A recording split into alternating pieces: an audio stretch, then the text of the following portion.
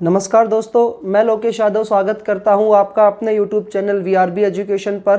दोस्तों, अपन ने जो DSSB संस्कृत शिक्षा विभाग के लिए जो संस्कृत की क्लासेज स्टार्ट की हुई थी, उसी सीरीज में आज फिर से हाजिर हूं मैं एक नई वीडियो को लेकर के। हमने पीछे वाली जो वीडियो थी उसके अंतर्गत दोस्तों एक टॉपिक वर्ण विचार कंप्लीट किया था, उसके बाद संधि टॉपिक चल रहा था। इस कंटिन्यूटी जो वीडियोज है ये प्लेलिस्ट में जाकर के आप देखिएगा, आपको कंटिन्यू वीडियो वहाँ से मिलेंगी और सारी वीडियोज है वो बिल्कुल अच्छे तरीके से मिल रही है। इसके अलावा यदि आपको पीडीएफ भी चाहिए हमारे द्वारा पढ़ाई गई क्लासेस का, तो आपको क्या करना है कि प्ले स्टोर में जाकर के VRB एजुकेशन का ऐप डाउनलोड करें और वहां से आपको फ्री मटेरियल में जो आपको यहाँ से सारी की सारी पीडीएफ सेंड कर दी जाएंगी। स्टार्ट करते हैं व्यंजन संधि को लेकर के। दोस्तों, इस व्यंजन संधि के अंतर्गत हमने जाना था कि स्वर प्लस व्यंजन या व्यंजन का व्यंजन के साथ मेल होना व्यंजन संधि कहलाता है, जिसके अंतर्गत हमने बहुत सारी संधि टॉपिक को देख लिया था। व्यंजन संधि में भी कुछ नियम रूल्स के अकॉर्डिंग संधि के भागों को लेकर के सचुत्व संधि देख ली थी, जसत्व देख ली थी। इसके अलावा दोस्तों झलाम जशवंते जसव संधि ये सब कुछ इसके देख लिया था। चरित्र संधि भी देखी थी। और इसके अलावा दोस्तों आज जो संधि आती है अपनी अनुनासिक संधि। और ये व्यंजन संधि की स्टार्टिंग का जो पॉइंट है ना पहली वाली वीडियो का, जिसमें जसत्व येरो अनुनासिक नासिकोवा या अनुस्वारस्य परिस्वरण है तोरली ये पुरुष वर्ण, ये सब कुछ मैंने आपको पहली वाली वीडियो में अच्छे से इसके बारे में डिस्कस किया हो, तो आप पहली वाली वीडियो जरूर देखें ताकि व्यंजन संधि को लेकर के आपकी किसी तरीके से कोई डाउट्स ना हो। फिर भी यदि आपको किसी तरीके से कोई डाउट्स आते हैं तो आप कमेंट सेक्शंस में हम उसका जिक्र कर सकते हैं, उसका आपका निवारण किया जाएगा।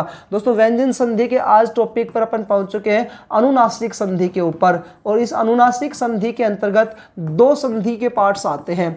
अनुनासिक संधि है और इस अनुनासिक संधि के अंतर्गत दो पॉइंट आते हैं बच्चा। एक तो इसमें आता है यरो अनुनासिका अनुनासिको वा, यरो अनुनासिका,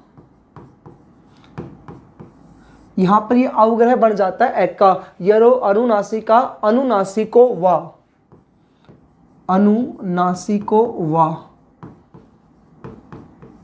और दूसरा इसमें एक रूल चलता है, उसका नाम है प्रत्यय भाषायाम नित्यम,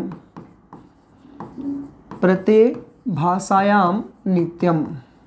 तो इस संधि के तहत अपन ये दो सूत्र जो है वो कंप्लीट करेंगे, यरो अनुनासिके अनुनासिको वा और एक आता है प्रत्यय भाषायाम नित्यम। इसमें दोस्तों अनुनासिक, दोनों अनुनासिक से संबंधित है।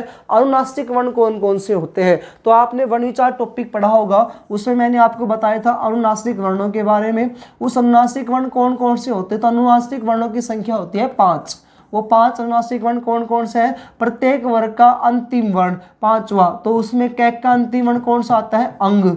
चैक का अंतिम वर्ण आता है अय, उसके बाद टैक का अंतिम वर्ण आता है इसमें अणय, फिर उसके बाद आता है तैक का न, और फिर 5वां आता है पैक का मैं। तो ये 5 वर्ग होते हैं, जिन पांचों वर्ग का जो 5वां जो अंतिम वर्ण होता है उसे अनुनासिक वर्ण कहा जाता है। ठीक है जी। अब बच्चा पहला पॉइंट लेते हैं इसमें, यरो अनुनासिके अनुनासिको वाट संधि को।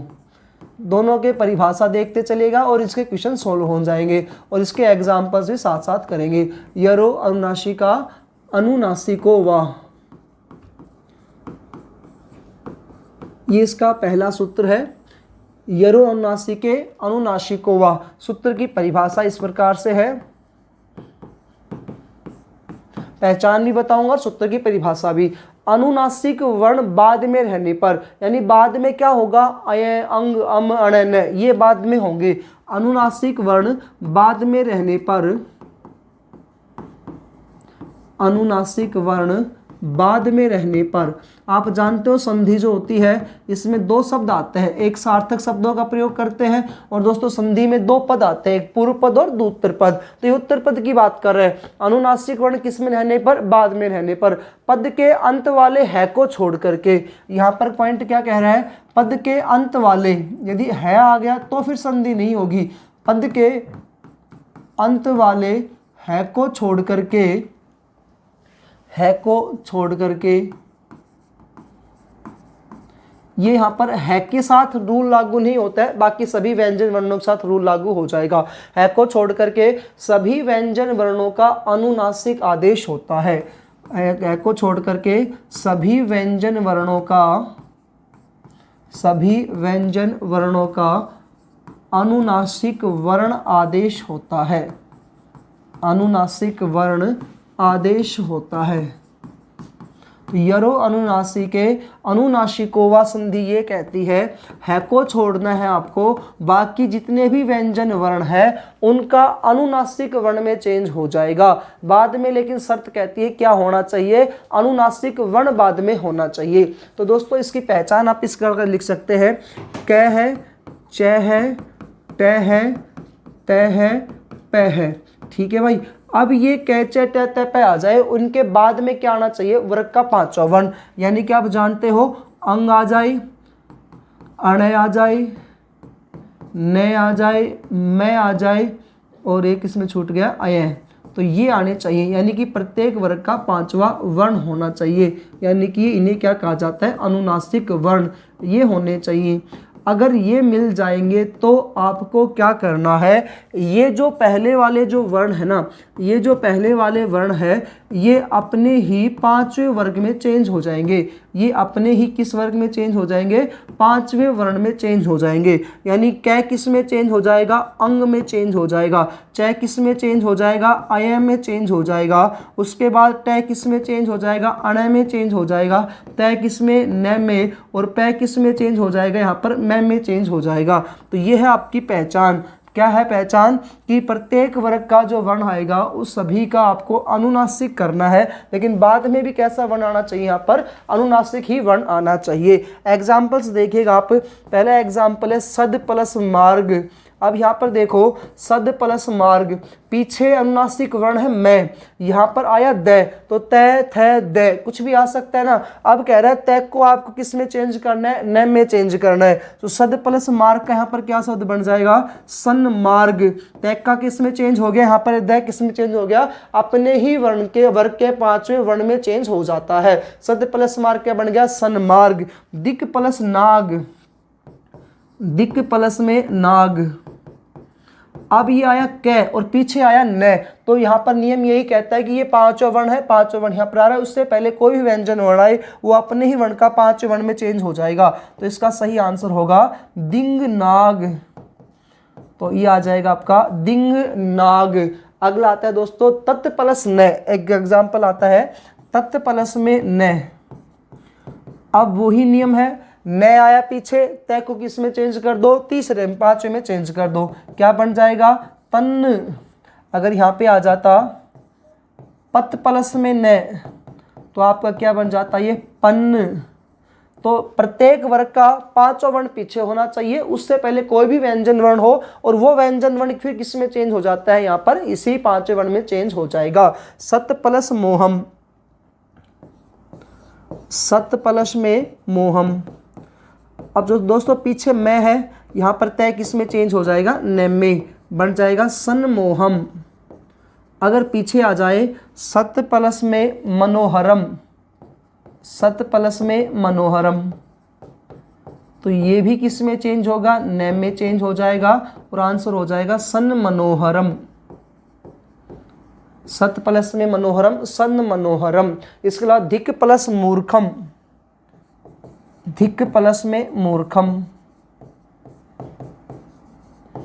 यहां पर वही शब्द आया, पीछे मैं है और आगे क्या है, धिंग मूर्खम, धिंग मूर्खम। तो आप देख सकते हो कितनी इजी सी एक छोटी सी ये संधि है, जिसमें से लगभग एक या दो क्वेश्चन आपके पेपर में पूछे जाते हैं भाई। ठीक है, अगले एग्जाम्पल्स और देखिएगा इसके, यहाँ लिख देता हूँ 8वां एग्जाम्पल। ये कह रहा है सट प्लस मुख। अब यहाँ पे टे आ गया, तो टैग का आप पांचवा करोगे, क्या करोगे पांचवा इसका, तो टैग का पांचवा क्या आ जाएगा यहाँ पर, अण। तो आंसर आ जाएगा सणमुख, सणमुख। और भगवान कार्तिक को कहा जाता है सणमुख, है ना जी। उसके अलावा दोस्तों वाक प्लस में मयम, वाक प्लस में मयम, और फिर से अनुस्वार आ गया, फिर से अनुनासिक आ गया, वही कैक का क्या हो जाएगा पांचवा। तो आंसर सही क्या हो गया यहाँ पर, वांग मयम, वांग मयम, वाक प्लस में मयम, वांग मयम। इसके अलावा दोस्तों सत प्लस मोहम हो गया, उत प्लस नैनम, उत प्लस में नैनम, उत प्लस में नैनम। तय का क्या आ जाएगा न, और ये बन जाएगा उन्नैनम। दोस्तों ये आपका छोटा सा सूत्र था। यरो अनुनासिक में से यरो अनुनासिक के अनुनासिक वा सूत्र ये कहता है बाद वाला क्या होना चाहिए, अनुनासिक वर्ण होना चाहिए। उससे पहले कोई भी वर्ण आए वो वर्ण किस में चेंज हो जाता है, पांचवें वर्ण में चेंज हो जाता है। इतना सा आपका इस संधि का रूल कहता है। दूसरा रूल आता है इसमें प्रत्यय भाषायाम नित्यम, प्रत्यय भाषायाम नित्यम। रूल वही है, बस थोड़ा सा अंतर है भाई, रूल वही है, थोड़ा सा अंतर। ये कहता है कि प्रत्यय होना चाहिए।